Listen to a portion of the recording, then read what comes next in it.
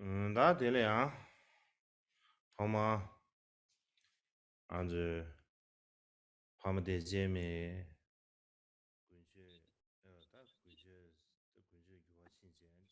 So today is the first day of the teachings during this Audio Chemo winter teachings. Actually, we changed the name. It's now the spring teaching. So I'd like to extend my greetings to Kyabje Drupal Rinpoche, all the Kempos, Tulkos, and teachers, all the nuns, all of the Sangha members who are listening over the internet, and all of my Dharma friends who are living there. Offer you all my auspicious greetings.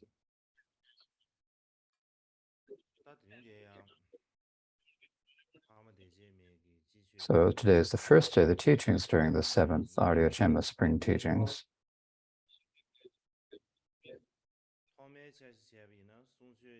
The original plan was to begin the teaching on the 14th,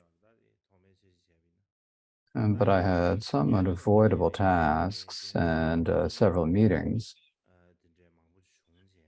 and so I had to postpone it until today. So some people are probably wondering whether there's really any hope of having a teaching this year. So I think probably some people might have wondered that. So I thought I would offer this explanation of why I had to postpone the teachings.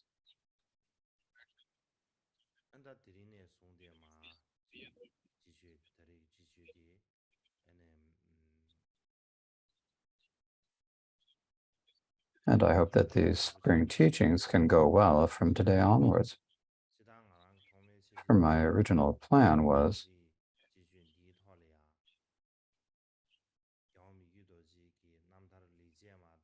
to be able to finish both the autobiographical verses, the good deeds, as well as the praise he searched thoroughly.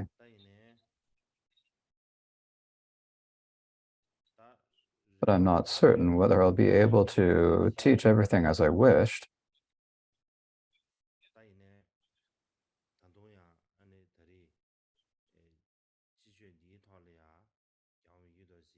In any case, I have the hope that I can finish both of these two autobiographical verses during this spring teaching.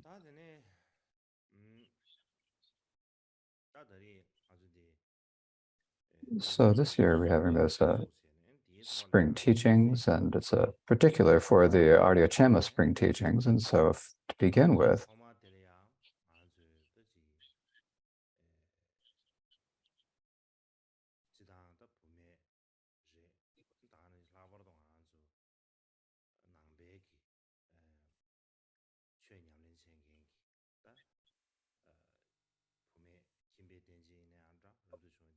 we must begin to think about, first of all, I think about the situation for women in general, in particular, the status of women in Buddhism, whether they're lay women or whether they're monastic or lay.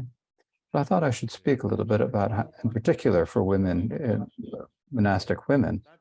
I think I should speak a little bit to give us some encouragement. So as I was speaking about last year during the summer teachings, the origin of Buddhism is the noble land of India. So the place where Buddhism comes from is India. And if we think about it in terms of India, during ancient times,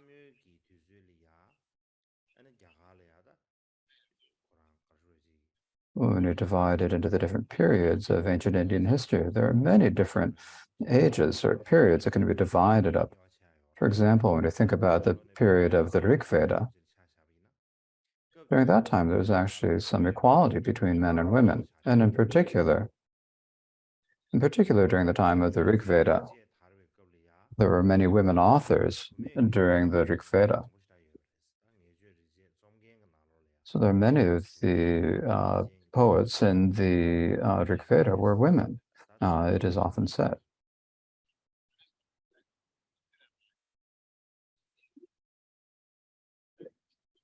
Now, in that period, and so this period when we're talking about is from about 1500 BC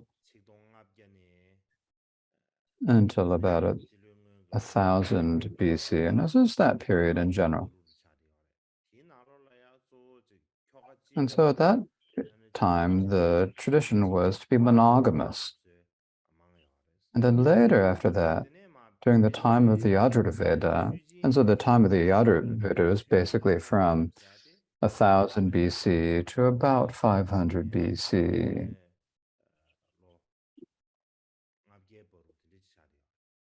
And during this period, the situation for women actually worsened a little bit. And basically, we said that then at that point, women were not to be considered credible. They weren't considered to be credible or believable. And they began to have the custom of thinking of women as having more afflictions. So it began during that period. But during that time, women were allowed to participate in the sacrifices along with their husband. So when they had sacrifices, the women would participate in the rituals of the sacrifice along with their husband. And then there was the period of the sutras. This period of the sutras was from about 500 BC to 250 BC. So this is about the period. And during this period, the situation for women got even worse than before. Now, there are many sutras that are written during this period of the sutras, and one of them is the Sutra on Laws. Now, this is all speaking about Indian history. So there's a Sutra of the Sutra of History. And what it says during this is that women belonged to their husband. So the woman did not have control of herself. She belonged to her husband. And when they were young, girls had to listen to their fathers. Once they had been sent off as a bride, they had to listen to the instructions of their husband, whoever it was. And then when they were old, then they had to obey their sons. So if a woman were to live independently, without anyone to whom she belonged to or whom she obeyed, that would not be okay, they said. This is what is written in this sutra of the laws.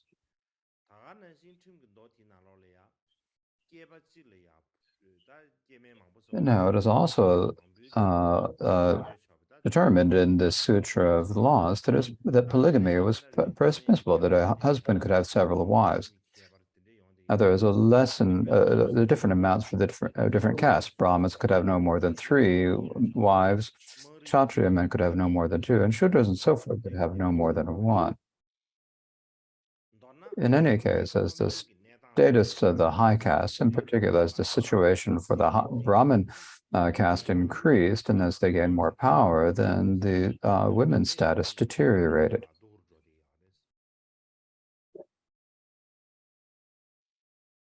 Then later, the Buddhist Dharma spread, and from that time,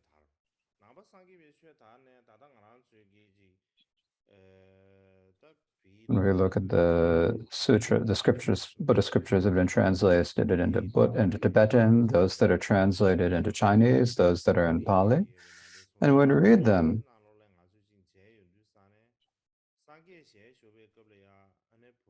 we can get a pretty good idea of what the situation of women at the time was from reading these Buddhist scriptures.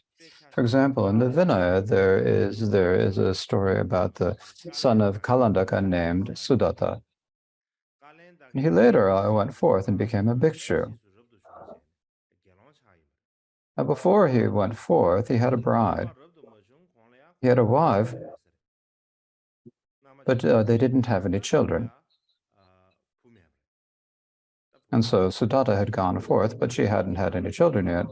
And Sujata thought to himself, if this bride doesn't have any children, then all of the household's wealth will be seized by the king. And so if the the king seized all the house's wealth, then the bride would have a difficult time. And so the message that she said, she tried to think of what to do, and she said to Sudata, you have to have a son in order that your bride, in order that your wife does not have a hard time. And so the woman, Sudata's mothers told him a lot about how that he had to have a son with her. And so in the 13th year after the Buddha awakened to Buddhahood, this formed the background for making the rule about unchaste conduct. So the main reason why Sudatta had to, why this incident with Sudatta occurred was because of the Indian traditions of the time. And the reason for that is that if in a household there's no husband or no son, then the king would take all of the wealth and possessions. So this was the tradition at the time. And because of this, Sudatta's mother said to him that he absolutely had to have a son, and if he didn't, then it would be very difficult for his wife.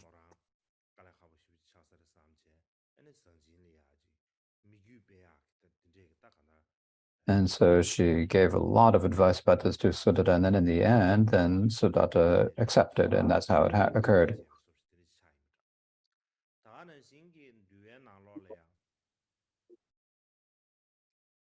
And likewise, in the sutras, there are many stories of people who had gone forth who then got pregnant. There are many issues about that. The main reason that this happened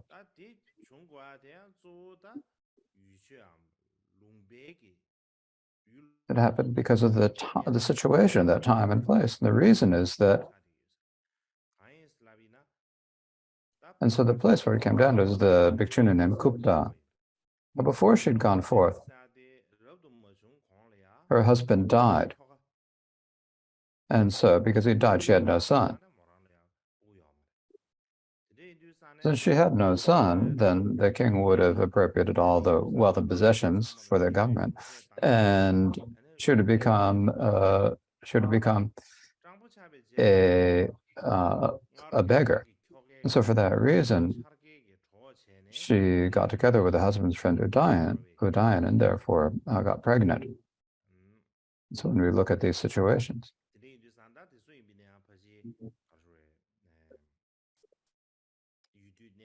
And so these are primarily dependent upon the situation in that time in India. Likewise, when Buddhism first spread, then at that time there were many Indian religions and philosophical schools. But at that time there had been no tradition of women going forth. Among the many different Hindu and non-Buddhist schools and religions, there was basically no nuns. In particular, at that time, there were several non-Buddhist who said that women were not able to take refuge, or that they were unable to achieve liberation. And so I think that there was a custom of saying this. In any case, these are just examples. In general, in India, all over the world, when we think about it historically in terms of education or the revenue, there have been many places that we shouldn't ignore, the places that aren't there. And we cannot, even if we want to speak about them, we couldn't. Even in terms of Buddhist history,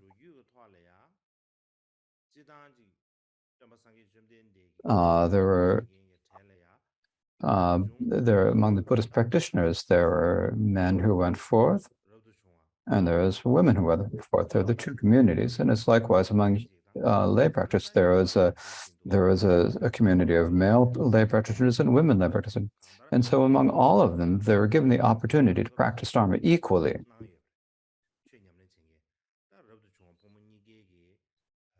So the men and women were both allowed to practice Dharma practice. And also laymen and women are also given equal opportunities to practice. However, for women who'd gone forth, If you ask were they considered as important as the men who'd gone forth, they weren't. If yes, it's because of the view of the Buddhist philosophy, I would say I don't think that it was. At that time, if I think about they were viewed in Buddhist religion, then they had the equal opportunities to practice. Monks and nuns had the same result to achieve the results of the spiritual way, such as achieving arhatship and so forth. However, the reason why the community of nuns was not considered as important as the community of monks depended upon the societal conditions of that time. In that time, women did not have the same rights, and they were denigrated at that time. And so because of that, people considered the community of monks to be more important than the community of nuns. And this just kind of naturally happened at the time.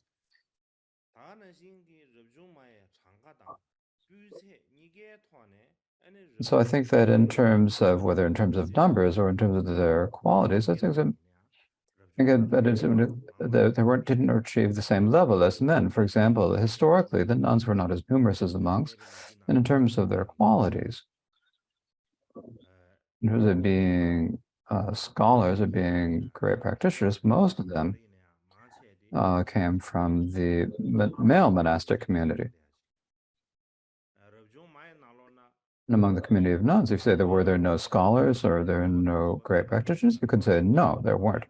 There are quite a few who were great scholars or great practitioners, but there weren't as many as there were among the community of monks. And so this is a situation that happened.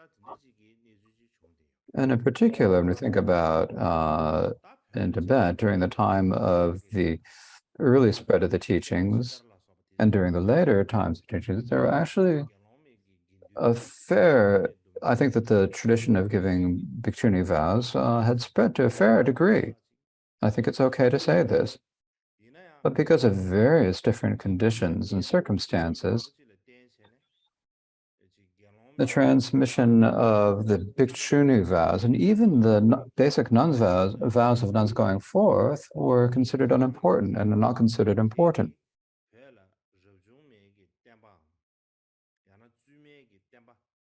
And so this time the teachings was a great loss in Tibetan Buddhism in terms of the actual spread of the nuns' tradition of the nuns' vows, the lineage of the vows, and so forth.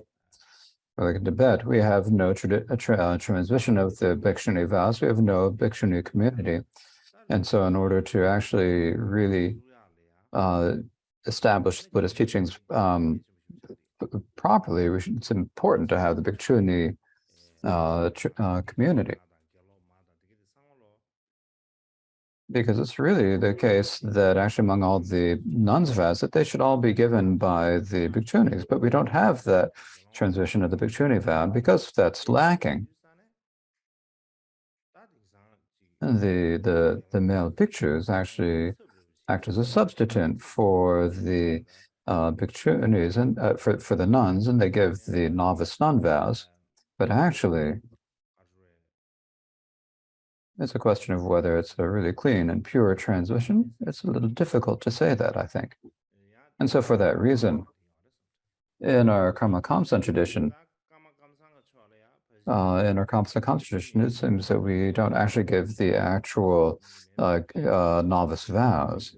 The reason for this is that in order to have the proper transmission of the novice nun vows, you need to have a sangha of bhikkhunis. And because we don't have that community of bhikkhunis, in the Kamsan tradition, the Kitsuma vows or the novice vows are actually rarely truly given. Because we don't have the transmission of the bhikkhuni vows, and because there's no bhikkhuni community, the reason for this is from one perspective, it's not the women's fault. It's understandable because of the main reason is the way women in general are viewed in society as a whole and the way monastic women are viewed. and in particular, how the leaders, the religious and political leaders, view the status of women and nuns. And it's because of that, and their responsibilities for society as a whole. And I think it's the responsibility of the people, the leaders of the society and the religious leaders. But now we're in the 21st century, and so in this time, I think we can say that basically we don't have them. We have even more people who are supportive, many more than before. And so for these reasons, generally we women, and in particular nuns, and then especially Tibetan Buddhist nuns, whatever name we call them by, we all absolutely have to put some effort into this. And if we do, then we'll be able to do it, and we will be able to produce a result. So this is the time that we're in now. And so for this reason,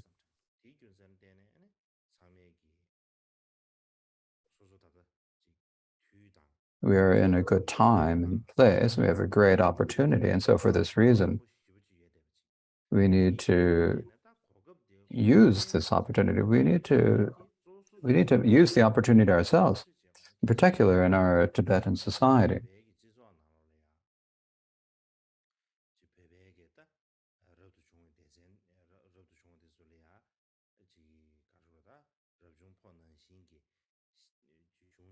In our Tibetan society, nuns are now given the same opportunity as the men to be able to study the great philosophical text and to do the retreats and practice.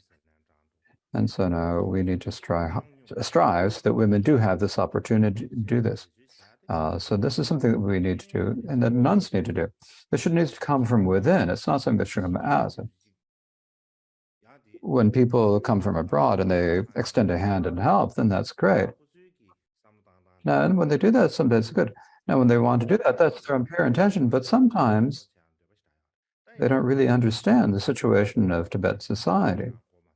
And they don't understand Tibetan culture and society. And when they come here, then it creates a little bit of conflict, and as a question that instead of helping, it might harm.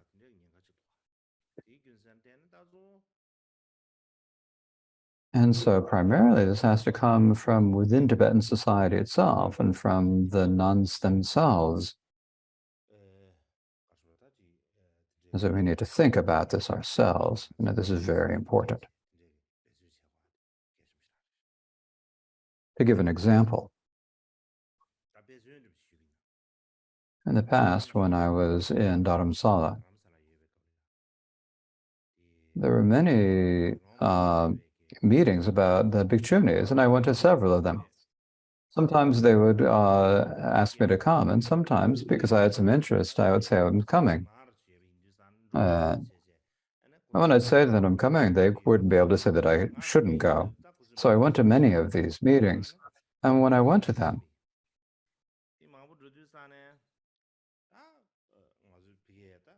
there are many great scholars from the different traditions. We had a lot of discussions about whether it was okay to give the vows, whether it's necessary, how, and then if we need to give them, how do we give them? If we give it from the Bhikshu Sangha, if we give it from a dual Bhikshu and Bhikshuni Sangha, how would it work out? If we had a Mula Sarvastivada, Bhikshu Sangha, and a Dharmagupta tradition, Bhikshuni, and give it in that way. And we had many different discussions about different ways to give the Bhikshuni vows.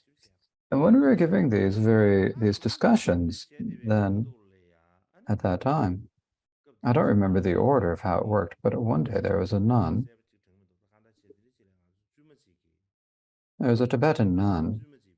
And what she said was, we don't need anything. The way we're fine is okay. We're happy with how it is. Whether we have novice vows or not, we're fine with that as it is. And we don't need any more than that. We don't need the bhikshunis. That was the basic meaning of what she said. Now, I'm not saying her exact words, but that's the main point. She said, we don't need these. We're fine as what we have. We don't need all this other stuff, she said. This one nun said this. And when she said that, then everyone, we'd have a very heated discussion at that time. And we're talking about whether we should have the Bhikshuni Vasa and the person. And there's the person who is for is the Tibetan nuns, and the Tibetan nun stands up and she raised her, she stands up and she said, we don't need these. And when everyone said this, it was kind of strange.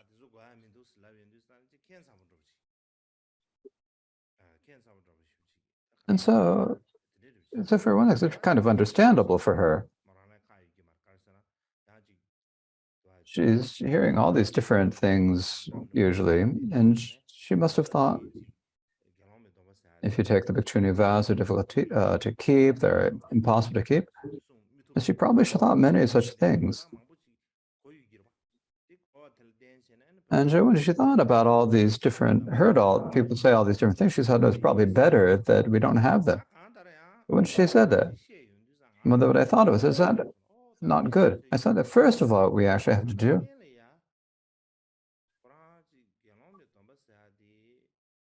whether we're able to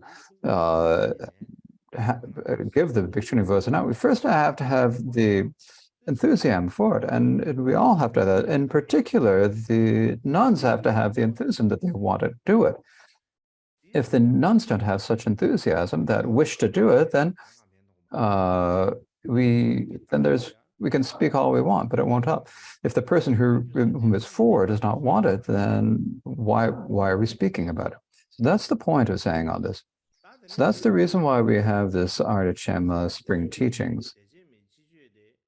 When we talk about Arya Chema, I've explained her name many times before, so you've probably heard. There are many of the great students of the Bhikshu. There are many of the supreme students. If we think about in terms the men, there's the greatest in terms of prajna was Shariputra. So among all of his male students, the one who had the greatest prajna was Shariputra. So this is among the bhikshus. And likewise, among the bhikshunis, who was the one who had the greatest prajna? It was Arya Chema. And so this is why we give this a spring teaching the name. First we called it the Arya Chema winter teachings. First of all, we had the Kaju Guncha, but the time that we're holding the nuns' winter teachings was actually in the spring. We all call them winter teachings. I didn't see there's any particular purpose to call them all winter teachings. So since the time was in the spring, and the nuns are kind of like the spring, so after winter is over, and then as the spring comes blossoming forth. So I thought this was kind of like a nice interdependence to call this, so I changed the name to this spring teachings. So now we've had 7 years of these Arya Chema spring teachings, and nowadays the main thing is our debates.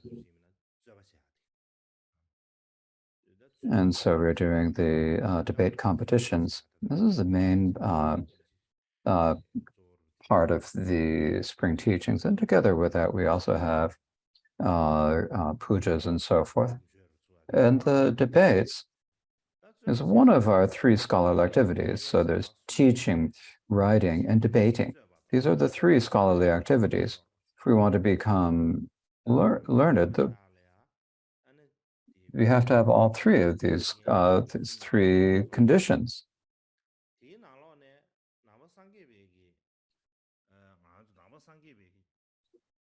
In America, among our followers of Buddhism, it's really important for us to know a little bit about debate. And this is a really important point, because debate is not to defeat your opponents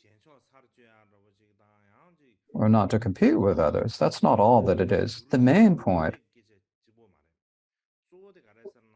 is that the Buddhist Dhamma is logical. So you have to be able to know the reasons, to examine and use your intelligence and examine it. So this is many of the ancient Indian philosophies used their intelligence, used their logic, and followed logic because of different reasons.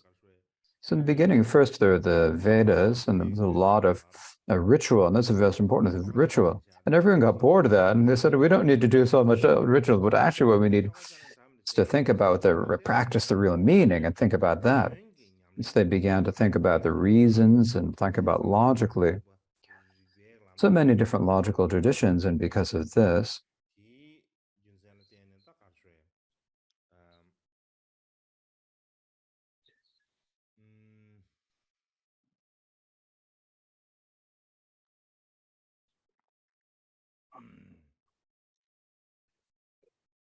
so this is like the very influential in Tibet, and so in India, and so for that reason, there are many Indian schools, such as the Sanskrit school and so forth.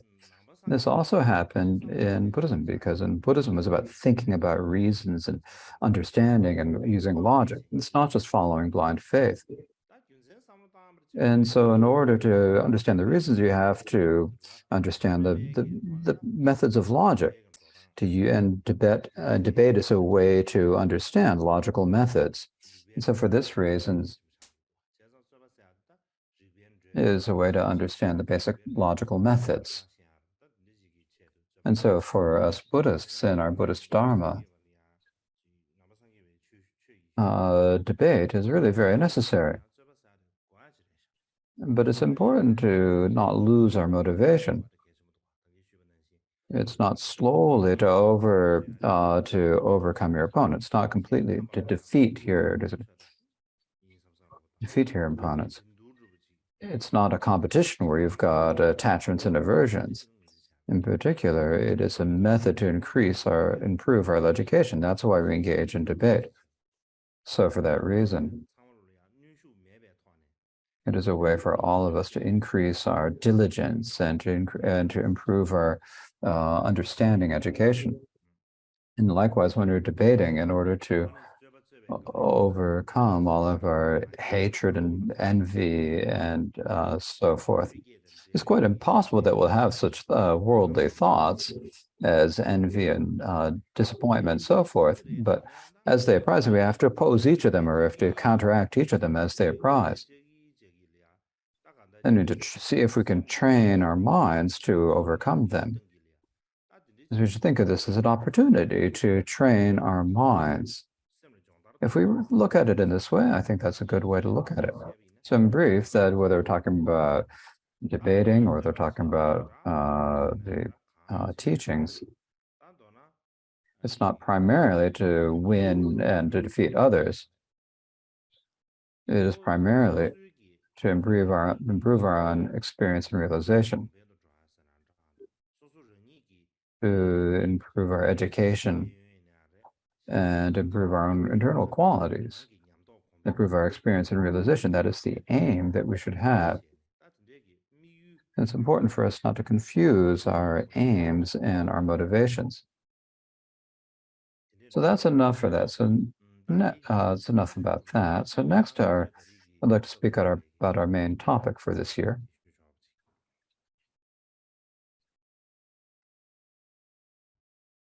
So we're speaking about today is the autobiographical good verses by Mikyu Dorje, and this has 33 good deeds. And the one we're speaking about is the 21st of the good deeds.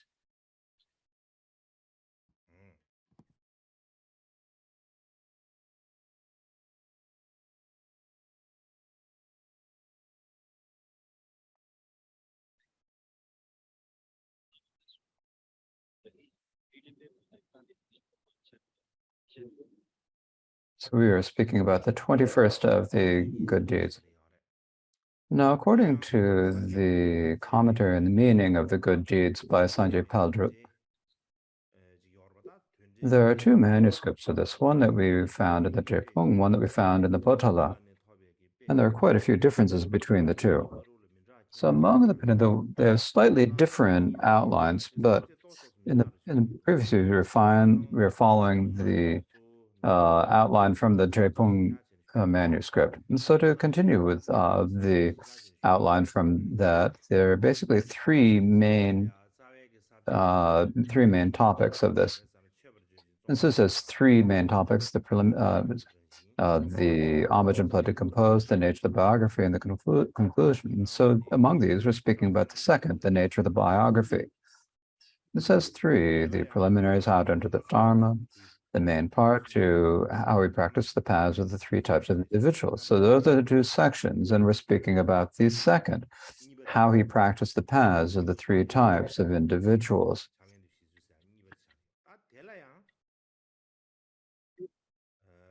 Now that also has three parts, the paths of the lesser, middling, and greater individual. And among these three different individuals, we've already gone through the paths of the lesser and the middling individual. So we're speaking of the path of the greater individual. And during this passage on the greater individual, there are two parts. There's the two parts, the intention of arousing bodhicitta, the action of meditating on the two types of bodhicitta, and the third, how he trained in the precepts of the two types of bodhicitta. And so of these, we're speaking about the second, the action meditating on the two types of bodhicitta. Now, this topic, the action of meditating on the two types of bodhicitta, has two parts, meditating on relative bodhicitta and meditating on ultimate bodhicitta. And among these two, what we're speaking about now is meditating on ultimate bodhicitta. So here, these are the root text. The clear eye of intelligence, I saw that phenomena have been pacified from the beginning. The one who has benefited, the one who benefits, and what brings benefit are like combining space with space. I think of this as one of my good deeds.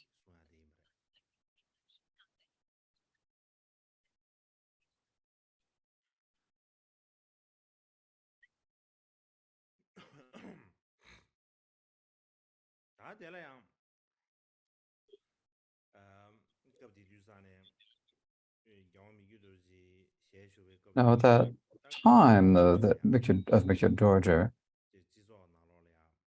most of the Tibetan Buddhist schools said is that in order to achieve Buddhahood, you had to achieve the result of the Dharmakaya. The actual kaya, the main kaya, is the Dharmakaya. And so that Dharmakaya, the actual body that achieves enlightenment, is the Dharmakaya. And so you need to achieve the Dharmakaya. And the method, or the primary method or means to do so, is the accumulation of merit. And that accumulation of wisdom, and that accumulation of wisdom depends upon the prajna that realizes emptiness. There are many different opinions on how to do this. Some people would say that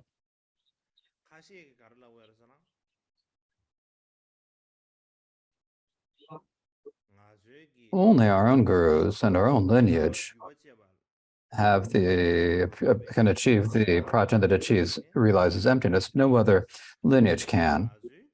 So in any case, what they're saying is you have to enter our Dharma tradition. You need to study our own texts and practice the pith instructions of our lineage only. And only if you do that will you be able to develop prajna that realizes emptiness. Otherwise, if you enter any other one or study or practice any other lineage, there's absolutely no way you can develop the prajna that realizes emptiness. There's no way you can achieve it, even the tiniest bit of it, they said. There were quite a few people who spoke about like this. And in Tibetan, there was a lot of sectarianism, we could say. There's a talk about our school, their school. Say our school is superior, their school is inferior. And such people have spoken in this way up until the present. So people say this the school of philosophy of our school is the superior. If you follow it, then you are following it properly. Then you'll achieve the prajna that realizes emptiness. But the other schools have not realized the view properly, and so they will not be able to develop the progeny that realizes emptiness. So there are quite a few people who speak like this. When you ask how they identify what such a progeny that realizes emptiness is, there are many different ways that it is described. For example, if we think about there are the methods for achieving liberation historically taught by non-Buddhists, and there are also Buddhist philosophies, such as the 18 schools of the listeners. And so most of these are different philosophies, right? Likewise, even within the Mahayana, there is the middle way and the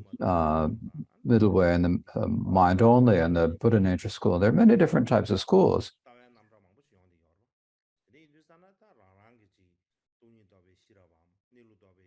So basically when they explained, there are many different ways that people explain what emptiness is and the progeny that realizes. There are many different ways they explain this.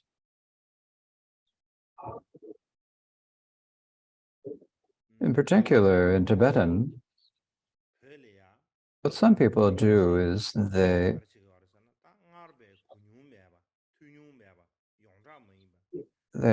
say whatever they can think of themselves that has never been heard before, that no one knows.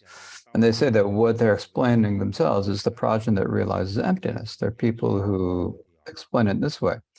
While others, in the way they think, actually don't really have a true understanding of the progeny that realizes emptiness. Instead, they have a misunderstanding of that. And they think they're just merely having that, but they don't understand this. They have this some understanding of their view, and they think that I've realized the view of emptiness. So there are also people like this. Also, what some people do is, in terms of prajna, there are three types of prajna. There's a prajna born of listening, the prajna born of contemplating, and born of meditation. And among these different types of prajna, they said that prajna born of meditation is the primary one, and the prajna of listening and contemplating aren't the actual ones that you need. And so they stop listening and contemplating. They say, I'm going to develop this prajna born of meditation. But in actuality, what they do is they have this like dullness, torpor, and fogginess, where they have like after no idea whether they're in virtue, non-virtue, or neutral, and they're just resting in this blank state. And this has happened quite a few times.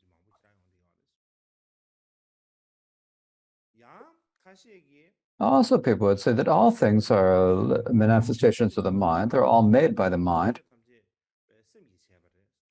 And so up to a point where we haven't realized that everything's the mind is creator of a phenomena. Because of that, we've cycled through samsara up till now. So today I've realized through the Guru's kindness, so samsara nirvana appears the Dharmakaya, they say. So samsara and nirvana are actually the same in essence, like the front and back of the hand. So now I've got control over my mind. So even I'm born in the hell, then the burning iron ground and all the workers of hell are just going to immediately become the essence of the Dharmakaya. There's nothing at all that interfere anymore. So now I have this confidence that even if I go to hell, I don't need to fear at all. And so they really proclaim this loudly. And they proclaim this really high view. So there are quite a few who speak like this. But Mikya Dorje himself was different from others. For the one thing, is he had a very wide view and very wide perspective. And he knew all the different Buddhist schools that appeared in the school, the non-Buddhist schools. And Mikya Dorje studied all of these different schools and understood all of their traditions. In particular, he understood all the teachings from the early transmission. Then there's also what we call the middle transmission school. When they're talking about the middle transmission, he understood the philosophy of the middle transmission. Now, what we mean by middle transmission is that during the time when Langdharma persecuted the teachings, the three men from central Tibet, Yogechung, Tsangrabsel, and Marshakyamuni, and they fled to eastern Tibet, to Dokam. Later, when they're there, there was a Lachen Gompa Rabsel who appeared in eastern Tibet. And so these three men from Kham gave him the monastic vows. And then later, in order to spread the teachings, there are 10 people who came from central Tibet who took the vows from Lachen Gompa Rabsel. And then they returned to central Tibet and they established a monastic sangha and built teachers. And then once again the teachings began to thrive in central Tibet. And this is called the middle transmission of the Dharma. So there are many older previous scholars considered this the middle transmission of the Dharma. But later, people began to speak about the earlier and the later transition of the Dharma. And people really didn't consider the middle transition different from that. So most is going to say that the early transition is the teachings until Langdharma's persecution, and then the later transition is from after Langdharma's persecution of the Dharma. So in case they recognize that the middle transmission is the same as the later transmission. So later, people didn't really use this term, the middle transmission, but some older scholars or scholars from older ages do talk about the middle transmission. And so this is basically before there's the teachings before the persecution by Langdharma. The middle teachings are from the time after the persecution by Langdharma until the Sakya and Kadampa and Kaji teachings spread. So that is the period we'd call the middle teachings. In any case, there's also the time when the Kadampa Mahamudra Sakya teachings. So primarily the Kadam teachings and the Kajupa, the Sakyapa, the Jonangpas, the Bodongbas, the Gelugpa, Nyingpa, and the Chi and the pacification lineages. There are many different, many such traditions that appeared in Tibet. Now, each of these traditions have their own, in particular, difficult points. They had particular important points. And Mikyu Dorje himself understood the meaning that they're speaking about, and he knew the words that they use without mistake.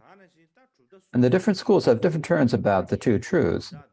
They have different terminology, and they use the word slightly differently. And he understood each of these different expressions without mistake. You can understand the distinctions between the truths. He was unmistaken about what was allowed and what was prohibited. He did not make special what to abandon or affect. And he basically gained full knowledge of all 5 sciences, the grammar, logic, crafts, medicine, and Buddhist science. So he was very, very well read and learned. He also knew all the different various Sanskrit and Tibetan scripts. He knew the difference between the archaic and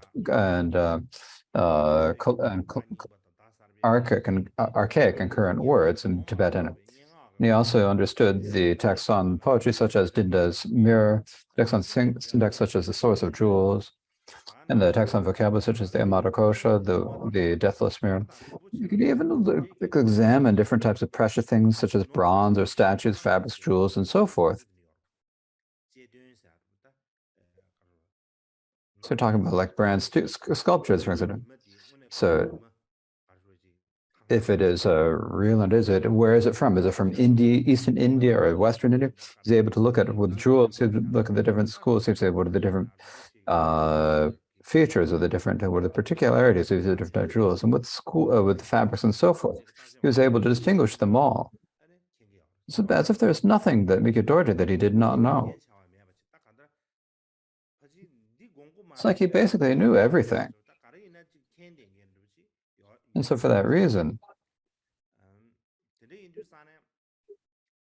He had this like authentic prajna that he discerns the Dhamma, the Buddha's word, and the treatises. He had this feel. The students had the feeling that he really had this. And particularly, we have like the four alliances relying on the meaning, not on words, relying on the dharmas and not individuals, and so forth. He had real confidence in these four reliances. Instead of merely following what others said, merely just following that some scholar said this, he used his own intelligence and examined for himself.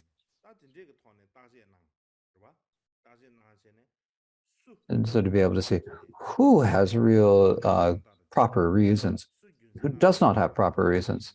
And he examined this for himself. And so for this reason, what he said and wrote himself was that whoever has confidence in the four reliances does not follow the flow of others' words and has unmistaken intelligence to examine with their own mind is someone to whom I pay respect with my own mind. And basically he's saying that he doesn't follow the individual, he follows the Dharma.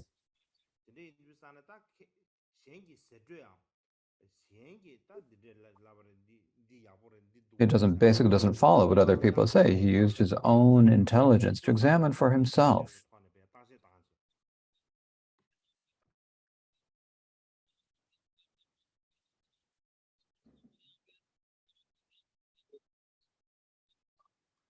And so he'd examine for himself to see what is what is real intelligent, what is unmistaken. And if you say that this person is really intelligent, this is unmistaken. And if you assert, gain confidence in that, then you would be respectful to them. He'd be respectful of them. You'd be happy about them.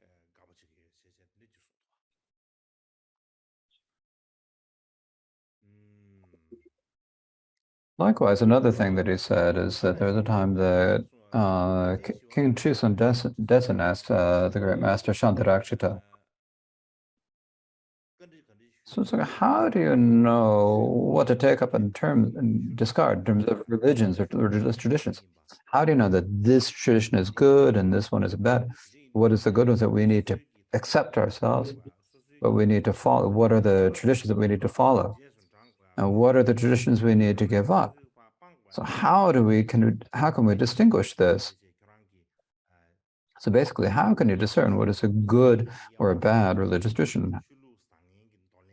So this is what King Chusan Detsen asked Shantarakshita. And in response, what Shantarakshita said is, I examine with my own mind, and what practice what is logical. I discard what is illogical. He doesn't follow other people saying this is good or this is bad. He examines impartially himself. So, oh, this person really has a good reason, then he practices that. If he says there's no reason for that, if he feels certain about that, then he would discard something. This is what he said.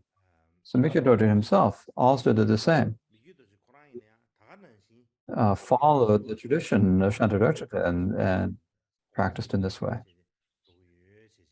So now we'll take it's probably good to take a break for now. Originally, I thought that I'd only be able to teach one session, but I think that I could teach two, but we'll take a break. So I'll have a 30-minute break. The other day, there was last year we spoke about the practice for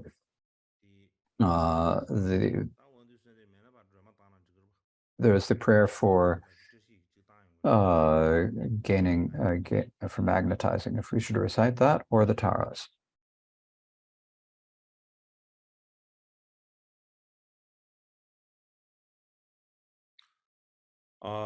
다 간다 공부시면 신기 경험이기도 지리야 다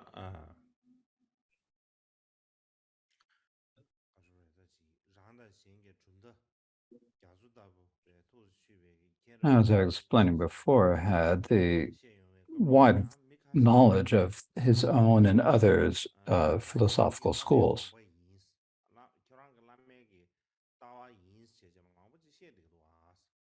And so other people say of them, say, this is your Guru's thought. You say this,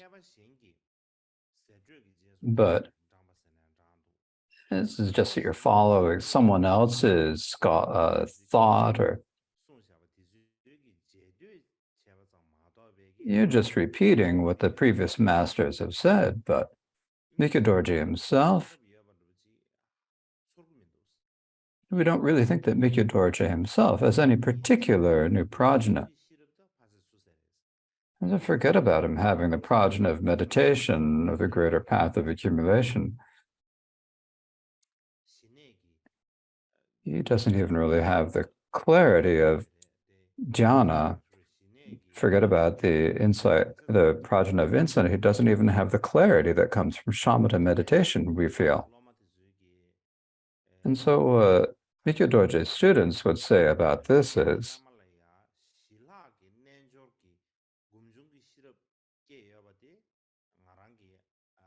no, the student says, hey, I really can't say for ourselves whether our guru has the prajna born of meditation on the meditating on the yogas of shamatha and insight. So, because I don't have the realization myself to know that. But does he have the fearless knowledge of the Dharma of profound emptiness? We can infer this. And the reason we can infer this is that Mikyo Dorji himself occupies himself day and night with the three scholarly activities, teaching, debating, and writing. He's always busying himself with teaching, debating, and writing.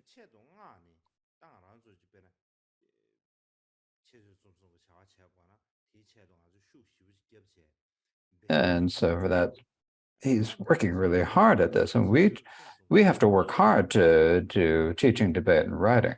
But he doesn't have to. It just happens without any particular effort. It just naturally happens for him. For example, in terms of his writing.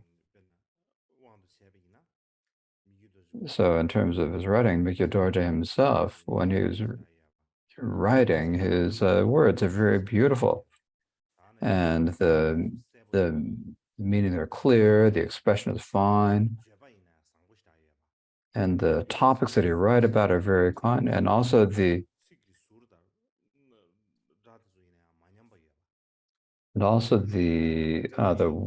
pronunciation, the words, and everything is very clear. It's not at all corrupted. And there's nothing extra or nothing left out. It's very easy for everyone to listen to and easy to remember.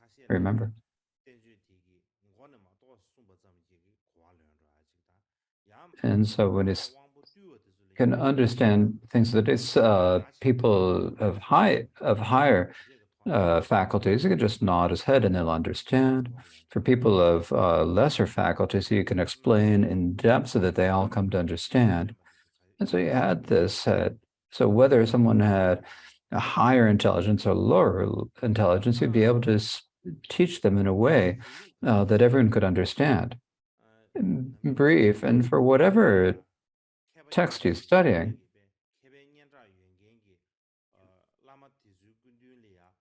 you might spend many years with a master who's well-versed in a particular text and spend many years studying the text with them.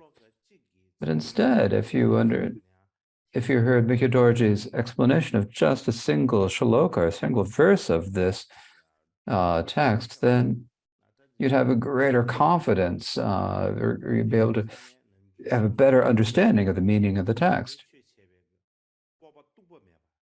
And so in this way, he had really the unmatchless or confidence to be able to teach the true Dharma.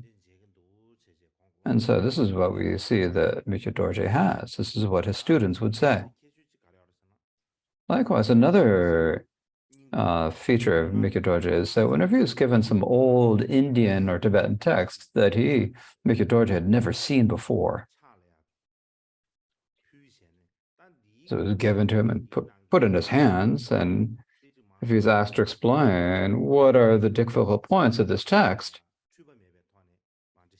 then he is really able to explain the entire meaning of the text without any, and the meaning of the words without any mistake. You talk about the meaning and the words. Now, he'd never read the text before, but in terms of it's such a broad knowledge of all the literary traditions that even if he met something that saw a text that for the first time he could explain it perfectly. And so this is a great example of his skill in teaching texts, also in debating. And so debating is in order to overcome others' misconceptions. He was able to overcome their misconceptions or misapprehensions. He was able to overcome their others' prides. He'd be able to destroy their pride. And he was able to give them proper reasons to feel true certainty. So at that time, there are many great scholars in that time. There's a great Pandita Dorje Gyalpo. There's the omniscient Bodong Rinpoche Chime Drupa.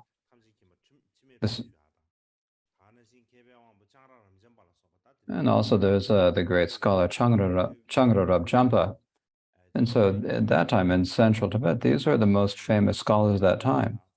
When they came to see Mikyo Dorje, and he had Dharma discussions with all of them, whether it was in terms of scripture or in terms of logic, he outshone all of them. And so this is another event that happened at the time. Also at that time, the Gelugpa scholars, among the Gelugpa scholars, among the great most well-known were Gendu Drupa and Sira Jetsung. And when they saw his commentaries on the Ornament of Clear Realization and the Treasury of Abhidharma, what they said was,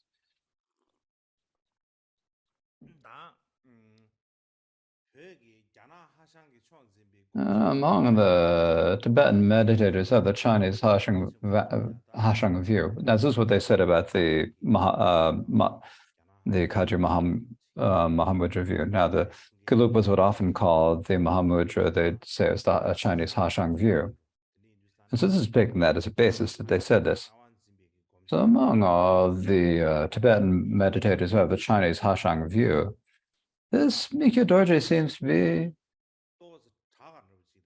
a little bit better in terms of the breadth and the extent of his studies. So his students said that they heard people say things like this. But Mikyo Dorje himself and Gendro Drupa and Sergeants, when they actually met each other, and they had many discussions, there was probably no opportunity where they actually had to meet them and discuss their Dharma. But in any case, if you'd actually had just Dharma discussions with them, and so with the other scholars, when they met Mikyo Dorje and saw his breadth of knowledge and his mastery of the scriptures and logic, then it's like he had shown them, they were really amazed at him. In any case, the Sangye Peldrup, the author of the commentary on the good deeds, what they say is that, so many people say is that, everyone says that many people said your Lama was really smart, but it's not true, they say.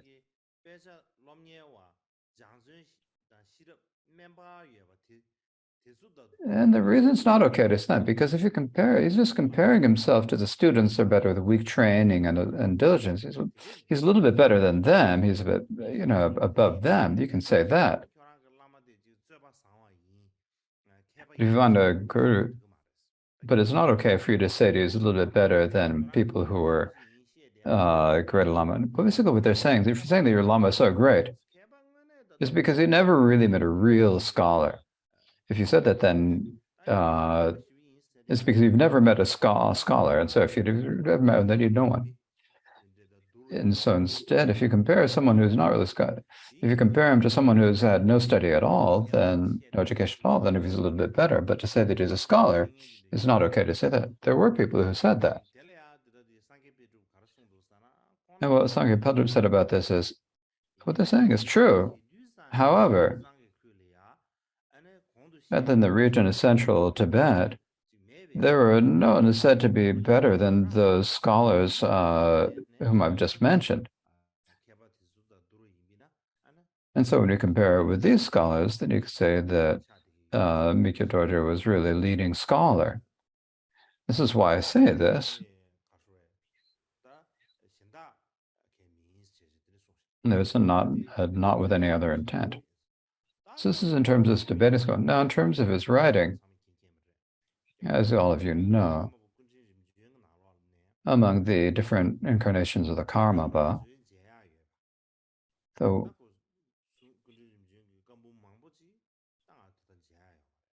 there are many of the collected works of many of the previous works are not, we can't see them, we haven't seen them, but among the ones that we see, the one that is most extensive is of that of Mikyo Dorje. It's over 20 volumes.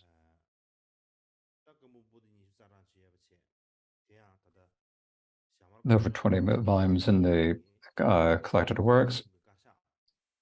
And there's also an index of his works by the Shamakunja Yanlak.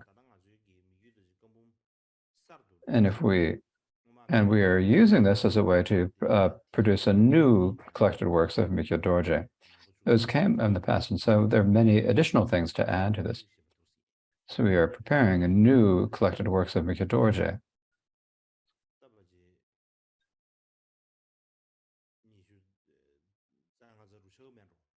And I think that it'll probably end up being 25 or 26 volumes.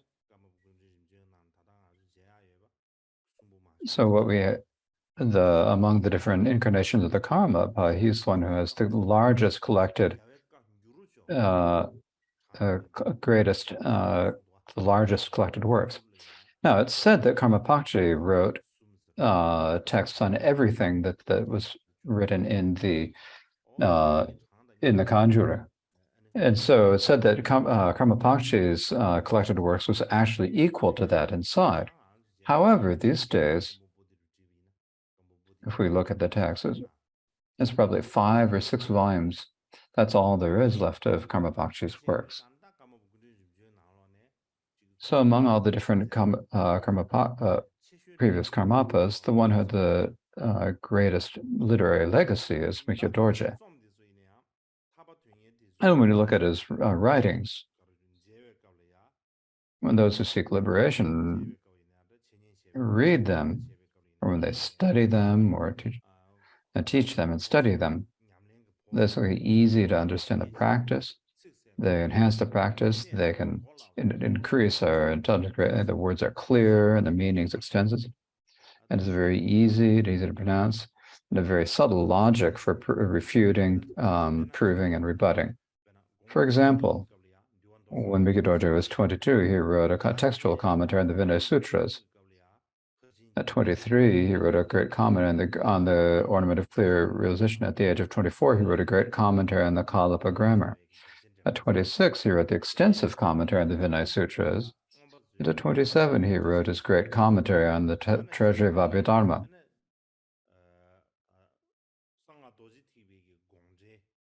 He also wrote many other texts explaining the meanings of the unexcelled Vajrayana, one called the secret meaning of the unexcelled Tantra. Now, this is something that's not included in the that we did not have when we were in Tibet, but later I got a copy of this text later. And Trungavajra Vidya has published it.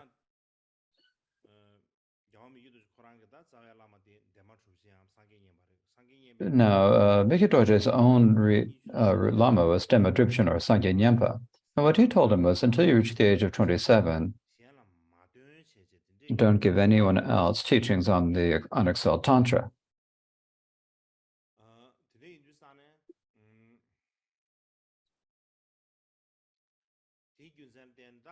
And so because of this, when he was 19,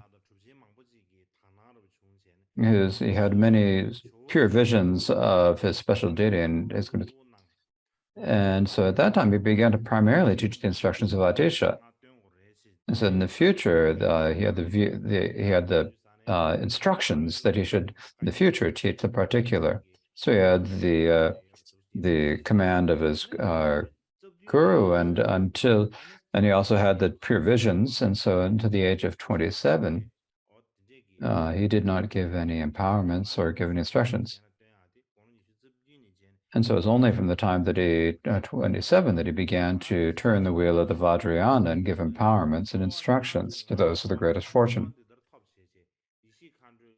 He also had the prophecy from the wisdom Khanda that if you were going to supplicate, then supplicate this, and then he produced the four session Guru Yoga, which is Dharma text from his pure perception. And then from them, he wrote innumerable instruction texts on the secret mantra Vajrayana. Also, when he was giving empowerments or doing the discipline and blessings, the moment that he sort of directed his wisdom, then the blessings and the wisdom would actually go wherever he directed his mind.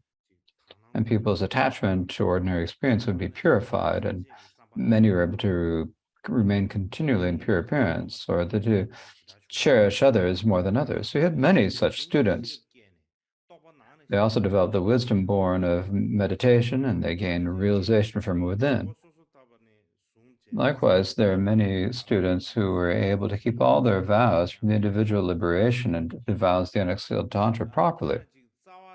In the very least, though, everyone is able to keep the four root vows and the remainders properly, even at the risk of their own lives. Another particular feature of Mikhail Dorje is that most of his students gave up the 8 impure things. This is meat, alcohol, weapons, so not carrying weapons, not riding horses or other animals, not riding four-footed creatures. As I said before, as I practiced vegetarianism, they didn't eat meat and lived on vegetarian food.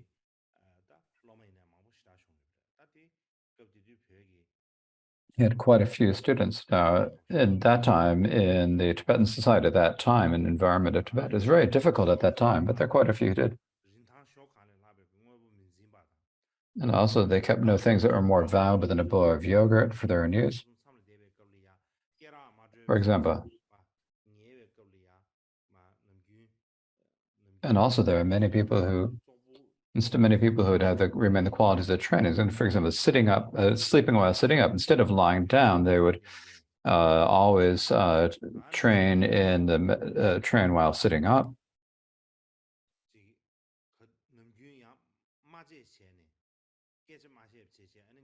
Also, many people who practiced and remained in silence, as well as others who had pure visions, who could not be fooled by others. So the people, instead of looking at their sponsors, their negative friends, they would sort of look toward their guru and those who practiced similarly practiced chaste conduct. In brief, there were a great number of students who were able to follow the example of the Dakpo Kagyu forefathers. And this itself, because of the example of Mikhail Dorje's teaching debate and writing, that the students were able to duel their own, tame their own beings and be able to help other beings.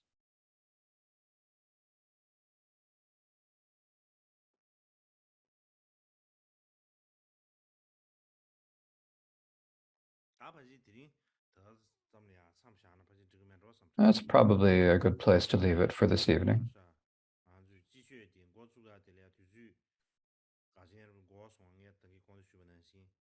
Now, it took a bit of time before we began the spring teachings. As I said before, we were supposed to start on the 14th, but there were some unavoidable